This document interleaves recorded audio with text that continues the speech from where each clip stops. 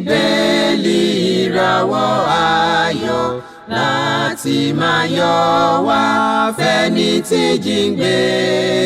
Kò sí ìjì tí ó lè bòdì dán rẹ̀. Jésù ti gbà àwọn tó ti sọnù. Fún mi bíbélì ròyìn mímọ́ dídán. Mọ́lẹ̀ rẹ̀ yóò tọ́ mi lọ́nà tòrò. Ẹ̀kọ́ ìlérí òfin ìfẹ́ papọ̀. Kóru tó kọjá sọ́jà ìnípẹ̀kun. A kí yín káàbọ̀ sí ètò yín ètò wa Jẹ́ kí Bíbélì sọ̀rọ̀. Ètò tí ìjọ Kristi l'Oǹdó àti ìjọ Kristi ní gbogbo tí wọ́n ń ṣe olùgbọ̀wọ́ rẹ̀. Orúkọ tèmi ò yí padà, Fáṣọ̀nù Victor Ajínrere Kristi. Kí a tó tẹ̀síwájú nínú ètò ìdánilẹ́kọ̀ọ́ ta ní fún wa lónìí, ẹ jẹ́ kí a tẹríba fún àdúrà. Bàbá wa tí ń bẹ lọ́run, a dúpẹ́ lọ́wọ́ yín torí pé ẹ̀yin Ọlọ́run wa. Ògo, ọlá, agbára ni ó yẹ ẹ̀yin Ọlọ́run wa torí pé ẹ̀yin Ọlọ́run. Olúwa Ọlọ́run wa, ẹ jọ̀ọ́ nínú àánú ẹ bá wa sọ̀rọ̀ kí ìfẹ́ yín ó yé wa. Kẹ́ tàn mọ́lẹ̀ ọ̀rọ̀ yín sí wa lọ́kàn.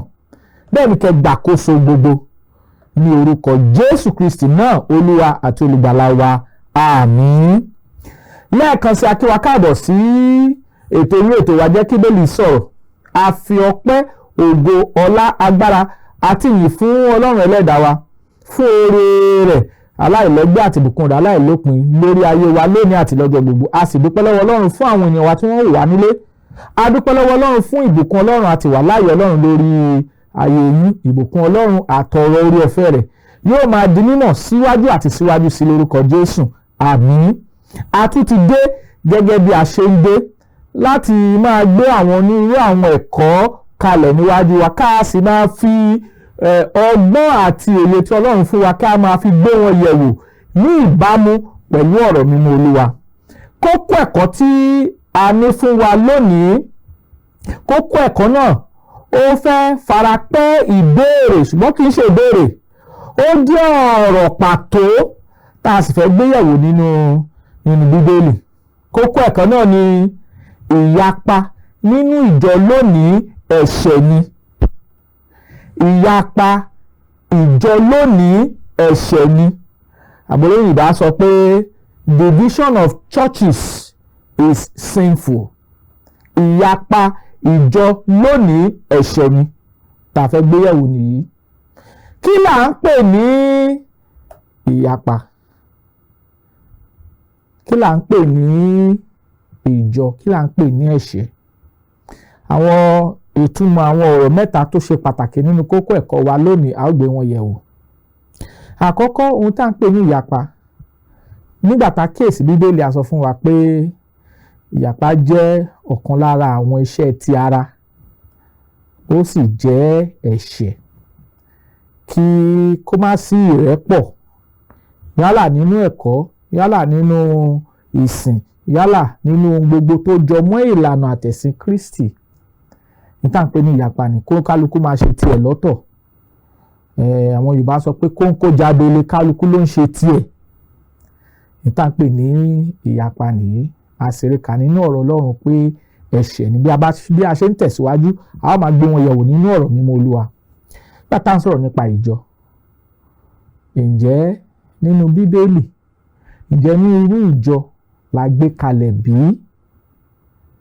Àwọn ìbéèrè ọlọ́gbọ́n tó yẹ kí àwa tí a fẹ́ láti mọ òtítọ́ ọ̀rọ̀ Ọlọ́run gẹ́gẹ́ bí ohun tí ọ̀rọ̀ Ọlọ́run sọ nínú ọ̀rọ̀ rẹ̀ nípasẹ̀ Kristi pé ó ní ẹ̀yin yóò mọ òtítọ́, òtítọ́ yóò sọ yín di òmìnira, nínú ìwé Jòhánù orí 8 gbàtà kéèsì ẹsẹ̀ 22 32 ohun tó kọ́ wa nìyí. Kí là ń pè ní ẹ̀ṣẹ̀? Bíbélì ti gbé àlàyé kalẹ̀ onírúurú ọ̀nà 4 tó gbé kalẹ̀ nípa ẹ̀ṣẹ̀. Ẹ̀ṣẹ̀ ni rírú òfin Ọlọ́run tí a rí ní ìwé Jòhánù kìíní orí 3 ẹsẹ̀ 4. Ẹ̀ṣẹ̀ ó ní àìṣòdodo gbogbo, all unrighteousness. 1 John chapter 5 verse 17. Ìwé Róòmù orí 14 verse 23 ó kọ́ wa lẹ́kọ̀ọ́ pé ohun tí ò bá ti inú ìgbàgbọ́ jáde ẹ̀ṣẹ̀ ni. wo Jákọ́bù orí 4 nígbà tá kíyèsí ẹsẹ̀ 17 ó sọ fún wa pé ẹni tó bá mọ rere ṣe tí kò bá ṣe ẹ̀ṣẹ̀ ni fún. So àti rí àwọn àlàyé tí Ọlọ́run gbé kalẹ̀ nínú ọ̀rọ̀ rẹ̀ nípa ohun tí a ń pè ní ẹ̀ṣẹ̀. Ǹjẹ́ ìyapa nínú ìjọ lónìí ǹjẹ́ ẹ̀ṣẹ̀ ni? A lè tún fi ẹsẹ̀ wa múlẹ̀ pé ẹ̀ṣẹ̀ ni tá a sọ nìyí. Ẹ ká máa wo Bíbélì ká gbọ́ ohun tí ọ̀rọ̀ Ọlọ́run sọ nípa kí a má jẹ́ nǹkan kan náà nínú ìlànà àti ẹ̀sìn Kristi, nípa pé kí a máa jẹ orúkọ tó yàtọ̀ síra, ká máa kọ́ ẹ̀kọ́ tó yàtọ̀ síra, ìwà àti ìṣe wa nínú ìsìn Kristi kó yàtọ̀ síra, ohun tí a gbàgbọ́ kó yàtọ̀ síra wọn, ìlànà ìgbàlà Ọlọ́run kó yàtọ̀ síra, ìlànà ìsìn mímọ́ sí Olúwa kó yàtọ̀ síra, ẹ̀kọ́ kíkọ́ kó yàtọ̀ síra. Èyí tá à ń pè ní ìyapa nìyí. Kí ni Bíbélì kọ́ wa? Nítorí ẹsẹ̀ Ọlọ́run ìwé Pétérù kínní orí 4 ẹsẹ̀ 11 1 Peter 4:11. Bẹ́ẹ̀ ni tí ẹnikẹ́ni bá ń sọ̀rọ̀ kó máa sọ gẹ́gẹ́ bí ọ̀rọ̀ Ọlọ́run. Bí ẹnikẹ́ni bá ń ṣiṣẹ́ ìránṣẹ́ kó máa ṣe gẹ́gẹ́ bí agbára tá a fi fún. So a gbọ́dọ̀ sọ̀rọ̀ gẹ́gẹ́ bí ọ̀rọ̀ Ọlọ́run, a sì gbọ́dọ̀ dákẹ́ gẹ́gẹ́ bí Bíbélì bá ti dákẹ́. A lè tún kì wá nílọ̀ nínú ọ̀rọ̀ Ọlọ́run pé a kò gbọ́dọ̀ fi kún, bẹ́ẹ̀ ni a kò gbọ́dọ̀ yọ kúrò. Nígbà tá a kíyèsí ìwé Deuteronomy orí 4 ẹsẹ̀ 2 ó fi ẹsẹ̀ wa múlẹ̀ pé a kò gbọ́dọ̀ fi kún ọ̀rọ̀ Ọlọ́run, òfin tí Ọlọ́run fún àwọn ọmọ Ísírẹ́lì wọn kò gbọ́dọ̀ fi kún. Nígbà tá a wo ìwé orí 30 ẹsẹ̀ 5 sí 6 a tún kì wá nílọ̀ pé a kò gbọ́dọ̀ fi kún ọ̀rọ̀ náà ká má bàa mú wa ní èké. A tún kì wá nílọ̀ nínú ìwé òfin orí 22 Revelation 22 verse 18 and 19 pé a kò gbọ́dọ̀ fi kún ọ̀rọ̀ Ọlọ́run. Ẹni tó bá fi kún ọ̀rọ̀ Ọlọ́run a sọ fún wa pé a ó fi àwọn onírúurú ewu tàbí plagues a ó fi kún ayé rẹ̀. Ẹni bá sì yọ kúrò nínú ọ̀rọ̀ Ọlọ́run a ó yọ orúkọ rẹ̀ kúrò nínú ìwé yìí. Ṣe rí pé ọ̀pọ̀lọpọ̀ ewu ní bẹ ní ìgbà tí a bá fi kún ọ̀rọ̀ Ọlọ́run, ní ìgbà tí a bá yọ kúrò ọ̀pọ̀lọpọ̀ ewu ní bẹ níbẹ̀. Ìdí ẹ̀ la gbọ́dọ̀ sọ̀rọ̀ níbi tí Bíbélì bá ti sọ̀rọ̀ kí a sì dákẹ́ níbi tí Bíbélì bá ti dákẹ́. Kí ni Bíbélì kọ́ wa nípa ìyapa ìjọ lónìí? Ǹjẹ́ ẹ̀ṣẹ̀ ni? Tó bá jẹ́ pé ẹ̀ṣẹ̀ ni, a ó wo Bíbélì. Kí ni Bíbélì sọ fún wa? Àwọn nǹkan wọ̀nyí tá a fẹ́ wádìí nínú ìfẹ́ Ọlọ́run tàbí nínú ọ̀rọ̀ Ọlọ́run fún wa lónìí nìyí. Ìyapa ìjọ ẹ̀ṣẹ̀ ni. A fẹ́ wádìí rẹ̀ bóyá ọ̀rọ̀ yìí òtítọ́ ni. Mo sì fẹ́ ká jọ máa kẹ́kọ̀ọ́ papọ̀ nínú ohun tí ọ̀rọ̀ Ọlọ́run gbé kalẹ̀. Àkọ́kọ́ ká wo ìwé Róòmù orí 16 Romans 16 ká wò láti ẹsẹ̀ 16 ẹsẹ̀ 16 ẹsẹ̀ 17 àti 18 ìwé Róòmù orí 16. Ẹgbọ́n tí ọ̀rọ̀ Ọlọ́run sọ. Ó ní ẹ fi ìfẹnukẹnu mímọ́ kí ara yín, gbogbo ìjọ Kristi ń kí yín. 17 ẹsẹ̀ 17. Ará, èmi sì ń bẹ̀ yín, ẹ máa ṣọ́ àwọn tí ń ṣe ìyapa àti àwọn tó mọ́wọ́n ìkọ̀sẹ̀ wá lòdì sí ẹ̀kọ́ tí ẹ ti kọ́, ẹ sì kúrò ní ìsọ̀ wọn. Ẹ̀wò 18.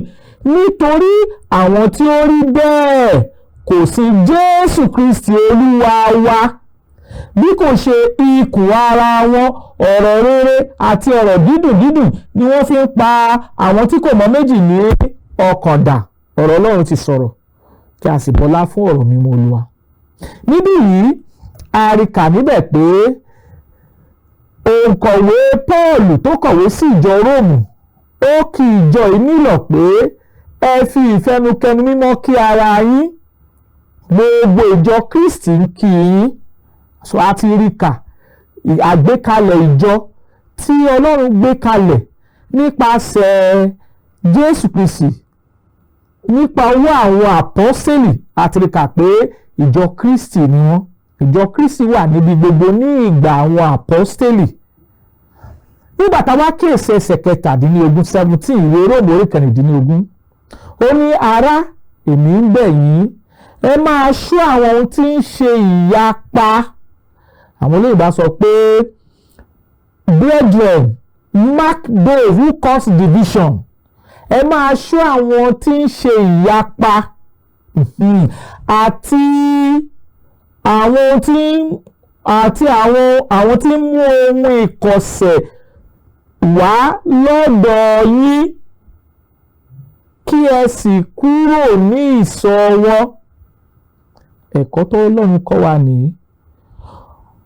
Ẹ tún wo ọ̀rọ̀ náà, ó ní ará èmi sì ń bẹ̀ yín ẹ máa ṣọ́ àwọn tí ń ṣe ìyapa àti àwọn tó mú ohun ìkọ̀sẹ̀ wá lòdì sí ẹ̀kọ́ tí ẹ ti kọ́, ẹ kúrò ní ìsọ̀ wọn. Ní tá à ń sọ ni pé ìyapa ìjọ ẹ̀ṣẹ̀ ni. Ọ̀rọ̀ Ọlọ́run sì fi ẹsẹ̀ wa múlẹ̀ pé bẹ́ẹ̀ lórí, torí pé a ti kì ìjọ tó wà ní Róòmù, a ti kì wọ́n nílọ̀ pé kán máa ṣọ́ àwọn tí ń ṣe ìyapa àti àwọn tó mú ohun ìkọ̀sẹ̀ wá lòdì sí ẹ̀kọ́ tí ẹ ti kọ́. Ìyẹn túmọ̀ sí pé a ti kọ́ wọn ní ẹ̀kọ́ nípa ìgbàlà Ọlọ́run, a ti kọ́ wọn ní ẹ̀kọ́ nípa ìsìn mímọ́ sí Olúwa, a ti kọ́ wọn ní ẹ̀kọ́ nípa ẹ̀kọ́ ìgbéyàwó, a ti kọ́ wọn ní ẹ̀kọ́ nípa ẹ̀kọ́ ìjọsìn, a ti kọ́ wọn lẹ́kọ̀ọ́ nípa ẹ̀kọ́ ìdarí ohun tí ń ṣe ti Ọlọ́run. A tilẹ̀ sọ fún wa pé ohun gbogbo tó nìkan ṣe pẹ̀lú ìyè àti ìwà bí Ọlọ́run láti fi hàn fún àwọn àpọ́sẹ̀lì Jésù Kristi Olúwa wa. Nínú ìwé Pétérù kejì orí kìíní ẹsẹ̀ 3 ló kọ́ wa bẹ́ẹ̀. Ohun gbogbo tí Ọlọ́run fẹ́ ká mọ̀ pátá láti fi hàn wá. Ìdí ẹ̀ ni ẹsẹ̀ Ọlọ́run fi ń sọ fún wa pé kí a kíyèsí àwọn tó ń fa ìyapa àti àwọn tó mú ohun ìkọ̀sẹ̀ wá lòdì sí ẹ̀kọ́ tí ẹ ti kọ́, oníkẹ́ kúrò ní ìsọ̀ wọn. Kí ni ìdí tí Ọlọ́run fi sọ bẹ́ẹ̀? Ó ní àwọn tó rí bẹ́ẹ̀ wọn kò sí Jésù Kristi Olúwa wa, bí kò ṣe ikùn ara wọn, ọ̀rọ̀ rere àti ọ̀rọ̀ dídùn ni wọ́n fi ń pa àwọn tí kò mọ̀ méjì ní ọkàn dà. Nítorí Ọlọ́run sọ nìyí. Ìyẹn ti fi ẹsẹ̀ wa múlẹ̀ pẹ̀lú ẹsẹ̀ Bíbélì àkọ́kọ́ tí a kọ́kọ́ kà pé ìyapa nínú ìsìn lónìí ẹ̀ṣẹ̀ ni. Ìyapa nínú ìjọ ẹ̀ṣẹ̀ ni bákan náà. Ẹ ká tún kíyèsí ìwé Kọ́ríńtì kínní orí ìkíní nígbà tá a wo ẹsẹ̀ 10 sí 13 kí ni Ọlọ́run sọ.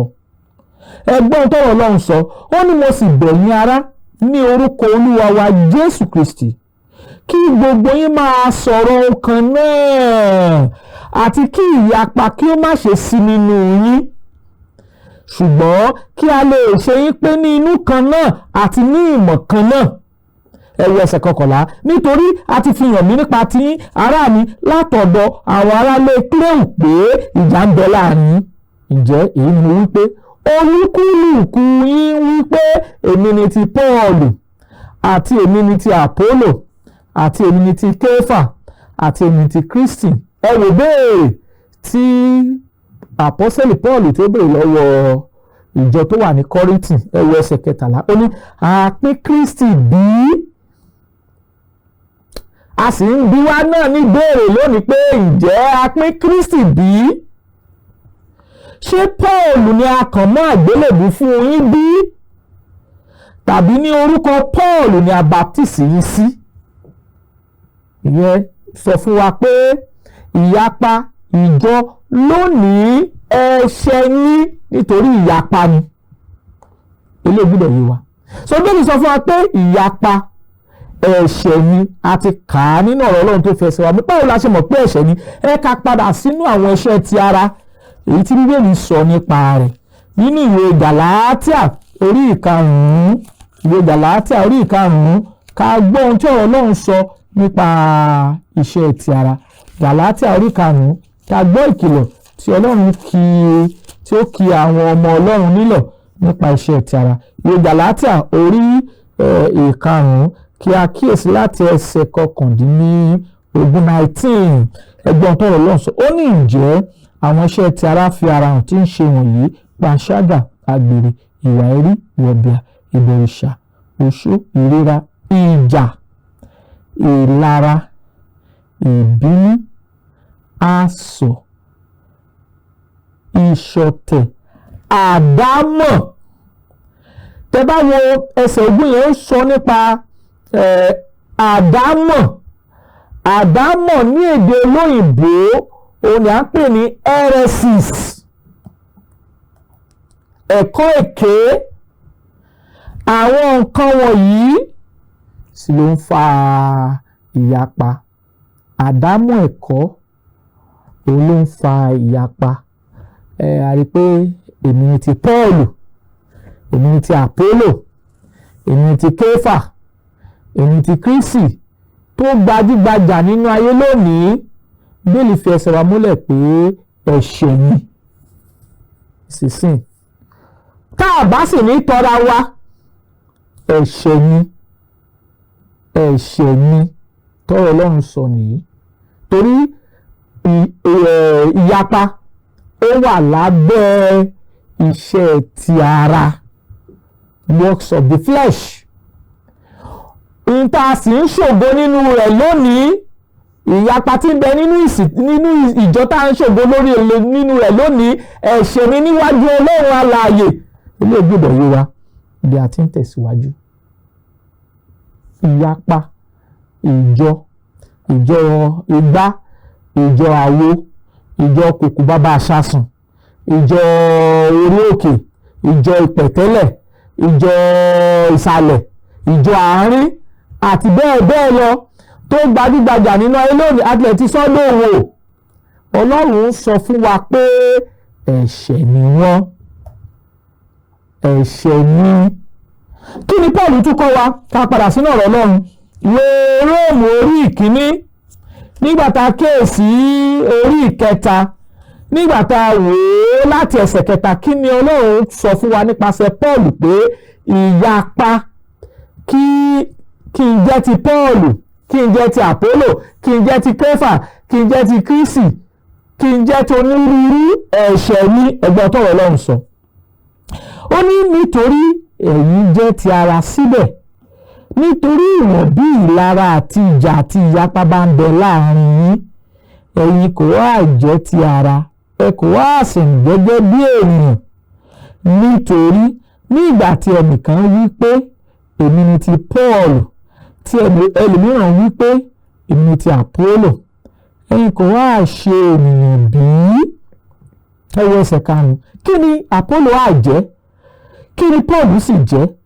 Bí kò ṣe àwọn ìránṣẹ́ nípasẹ̀ ẹni tí ẹ̀yin ti gbàgbọ́ àti olúkúlùkù gẹ́gẹ́ bí Olúwa ti fún. Paul àpọ́stélì ó dá wa lẹ́kọ̀ọ́, ó sì ń fi ẹ̀kọ́ mímọ́ Ọlọ́run àti nípa agbára ẹ̀mí rẹ̀ sọ fún ìjọ tó wà ní Kọ́ríńtì pé ìyapa, ìjà, ìbínú, gbogbo nǹkan wọ̀nyí iṣẹ́ ti ara ni wọ́n, ẹ̀ṣẹ̀ sì ni pẹ̀lú.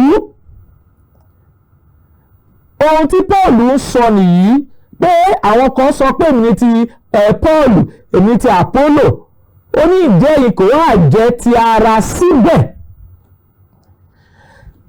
Ohun tá à ń ṣògo nínú rẹ̀ lónìí, ìyapa ìjọ onírúurú tá à ń ṣògo nínú rẹ̀ lónìí, ẹ̀ṣẹ̀ ni wọ́n níwájú Ọlọ́run àti gẹ́gẹ́ bí a ti rí àkọsílẹ̀ rẹ̀ nínú Bíbélì. A gbọ́dọ̀ sọ̀rọ̀ níbi tí Bíbélì bá ti sọ̀rọ̀, a sì gbọ́dọ̀ dákẹ́ níbi tí Bíbélì bá ti dákẹ́. Ẹ̀ṣẹ̀ ni wọ́n. Paul àpọ́sítélì gan sọ fún wa pé ẹ̀ṣẹ̀ ni. Iṣẹ́ ti ara sì ni bákan náà. Ilé gbọ́dọ̀ yé wa bí a ti ń tẹ̀síwájú. Ohun mìíràn tá a tún gbọ́dọ̀ kíyèsí ni pé Ọlọ́run kórìíra ẹni tí ó ń fa ìyapa tí ń bẹ nínú ìsìn lónìí. Ọlọ́run kórìíra rẹ̀. Kí ni ìwé orí kẹfà pàtàkì èsì ẹsẹ̀ kọkàndínlógún kí ló kọ wa 19. Ó ní ẹlẹ́rìí èké tí ń sọ èké jáde àti ẹni tí ń dá ìjà sílẹ̀ láàárín àwọn arákùnrin. Tẹ́ bá wò láti ẹsẹ̀ kẹrìndínlógún 16 ìwé orí kẹfà ẹsẹ̀ kẹrìndínlógún ó ní ohun mẹ́fà ni Olúwa kórìíra, nítòótọ́ méje sì ni ó ṣe ìríra fún ọkàn rẹ̀. Ìkeje yẹn ó ní ẹni tí ó ń dá ìjà sílẹ̀ láàárín àwọn arákùnrin. He who causes division among brethren. A ti rí kà nínú ọ̀rọ̀ mímọ́ Olúwa pé ìyapa ìjọ lónìí ẹ̀ṣẹ̀ ni. A tún ti sọ fún wa kó yé rẹ̀ ó lè yé wa. Kí nìdí? Ìdí ni pé Paul sọ fún wa nínú ìwé Kọ́ríńtì kìíní nígbà tá a kíyèsí orí kẹrìnlá 14 ẹsẹ̀ kẹtàléníọgbọ̀n 33. Ó ní Ọlọ́run kì í ṣe Ọlọ́run rúdurùdu bí kò ṣe Ọlọ́run àlàáfíà, gẹ́gẹ́ bí ó ti rí nínú ìjọ àwọn ènìyàn mímọ́. Báwo lẹ ṣe lè rò pé Ọlọ́run ló pe A kó lọ gbéjọ kalẹ̀, Ọlọ́run pe B kó lọ gbéjọ kalẹ̀, Ọlọ́run pe C kó lọ gbéjọ kalẹ̀? A tó gbéjọ kalẹ̀ orúkọ á yàtọ̀, ìsìn á yàtọ̀. B tó gbéjọ kalẹ̀ orúkọ rẹ̀ á yàtọ̀, ìṣe àti ìsìn á yàtọ̀. C tó gbéjọ kalẹ̀ orúkọ á yàtọ̀, ìṣe àti ìsìn yóò yàtọ̀. Ohun gbogbo tí wọ́n mú gẹ́gẹ́ bí ẹ̀kọ́ yóò yàtọ̀. Ṣé ẹ rò pé Ọlọ́run jẹ́ Ọlọ́run rúdurùdu ni? Rárá o, Ọlọ́run ti sọ pé òun ò kì í ṣe Ọlọ́run, òun ò kì í ṣe ẹni tí ó jẹ́ orísun rúdurùdu. God is not the author of confusion. Ọlọ́run kọ́ ló wà nídìí rúdurùdu tàbí ìyapa ìjọ nínú ìsìn lónìí. Kì í ṣe Ọlọ́run. Ọlọ́run kọ́ ló gbé onírúurú àgbékalẹ̀ ìjọ kalẹ̀ lónìí. Ọlọ́run kọ́. Ọlọ́run tún kì wá nílọ̀ nípasẹ̀ Paul àpọ́sítélì ní ìwé Tímótì kínní orí 4 ẹsẹ̀ 1. Ẹ̀gbọ́n tó Ọlọ́run sọ ni. Paul ní ẹ̀mí tẹnumọ́ pé ní ìkẹyìn ọjọ́ àwọn mìíràn yóò kúrò nínú ìgbàgbọ́, yóò máa fi èsì ẹ̀mí tí ń tan ní jẹ àti ẹ̀kọ́ àwọn ẹ̀mí èṣù gbogbo. Àwọn tó ń fa ìyapa ni. Ọlọ́run kọ́ ló gbé onírúurú ìjọ kalẹ̀ pẹ̀lú orúkọ ìyàtọ̀ síra wọn. Ọlọ́run kọ́ ilé ìgbìdè yìí wa. Ọlọ́run kórìíra ẹni tí ń fa ìyapa láàárín àwọn ará. Ọlọ́run kórìíra rẹ̀. Ọlọ́run sì kì wá nílọ̀ pé ìyapa tí ń bẹ nínú ìsìn lónìí tó sì di onírúurú ìjọ náà lónìí ẹ̀ṣẹ̀ ni, kí a sì kúrò nínú wọn. A ó tún padà sí ẹsẹ̀ ọ̀rọ̀ Ọlọ́run ìwé Róòmù orí 16 tí a kà tán ní ẹ̀ẹ̀kan. A ó padà sí ẹsẹ̀ ọ̀rọ̀ Ọlọ́run yìí kí a tún kà á sí wa létí. Ìwé Róòmù orí 16 nígbà tá a kíyèsí láti 17. Ó ní ọ̀rọ̀ èmi sì ń bẹ̀ yín, ẹ máa ṣọ́ àwọn tí ń ṣe ìyapa àti àwọn tó mọ́mú ìkọ̀sẹ̀ wá lòdì sí ẹ̀kọ́ tí ẹ ti kọ́. Ẹ kúrò ní ìsọ̀ wọn tọ́lọ́run sọ nìyí. Ọlọ́run sọ pé níbikíbi tá a bá ti rí traces ìyapa nínú ìsìn, nínú ẹ̀kọ́ tí kò ní ìbámu pẹ̀lú ọ̀rọ̀ mímọ́ Olúwa, ìyapa ni wọ́n. Kí a kúrò nínú ìsọ̀ náà, ká kúrò nínú àgbékalẹ̀ náà tọ́lọ́run sọ ní, nítorí pé ẹ̀ṣẹ̀ ni. Ọ̀pọ̀lọpọ̀ wa tí ń sin Ọlọ́run lónìí nípasẹ̀ Jésù, a ò mọ̀ pé onírúurú àgbékalẹ̀ ìjọ nínú ayé lónìí kì í ṣe ìfẹ́ Ọlọ́run, kì í ṣe tọ́lọ́run gbé kalẹ̀. Kí wá ni àwọn okùnfà ìyapa? Àwọn olóyìnbá sọ pé things that causes division. Kí làwọn okùnfà rẹ̀? Kí ló fà á? Àkọ́kọ́, ká gbọ́n tí ìwé Gàlátíà orí 1. Ká gbọ́n tí ìwé Gàlátíà orí 1. Olúwa kọ́ wa ní ọ̀rọ̀ yìí.